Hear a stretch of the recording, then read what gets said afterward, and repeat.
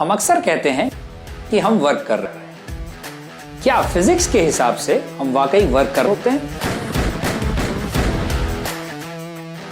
Physics के हिसाब से हम वर्क तब करते हैं जब किसी ऑब्जेक्ट पे एक फोर्स लगता है और वो फोर्स उस ऑब्जेक्ट को एक जगह से दूसरी जगह डिस्प्लेस कर देता है। यहां यह जरूरी है कि यह डिस्प्लेसमेंट फोर्स की डायरेक्शन में ही होना चाहिए। तो हम अब देखेंगे एक बॉक्स का केस।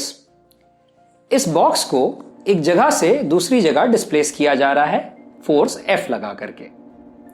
फोर्स F लगाने से यह बॉक्स अब डिस्प्लेस हो गया है यहां पे। तो इसमें कितना वर्क हुआ, यह निकालने के लिए हम देखेंगे इसका formula work W = F × D। अगर हम इस केस में ये एज्यूम कर लेते हैं कि जो फोर्स हम लगा रहे हैं ये है 10 न्यूटन्स और जो डिस्प्लेसमेंट हो रहा है वो है 10 मीटर्स, तो यहां इसको सॉल्व करते हैं तो हम पाएंगे कि 10 × 10 = 100 और यूनिट इसकी बनेगी, क्योंकि फोर्स की यूनिट है न्यूटन और डिस्प्लेसमेंट की यूनिट है मीटर, तो इसकी यूनिट होती है न्यूटन मीटर, जिसको हम कहते हैं जूल।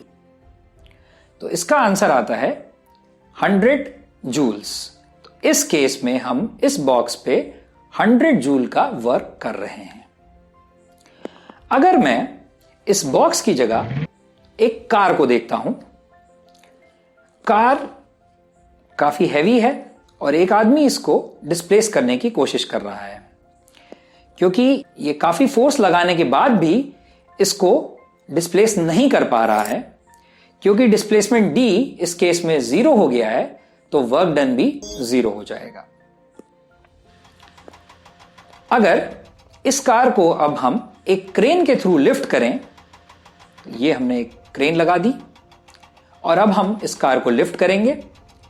इस वायर पे हम एक फोर्स F इस डायरेक्शन में लगाएंगे और ये कार लिफ्ट होगी ऊपर की तरफ। तो डिस्प्लेसमेंट किधर हो गया?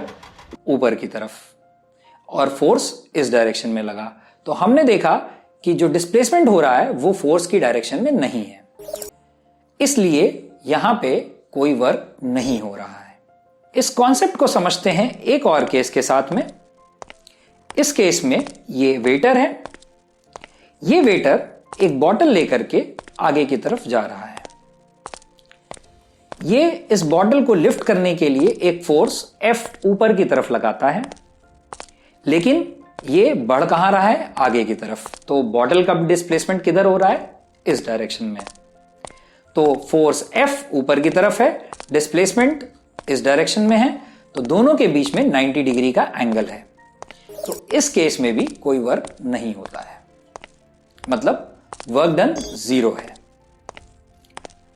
अगर आगे चल करके इसी वेटर को एक स्टेयर केस मिल जाती है और वो इस स्टेयर केस पे चढ़ता है, तो ग्राउंड के रिस्पेक्ट में ये कुछ डिस्टेंस ऊपर चढ़ चुका है।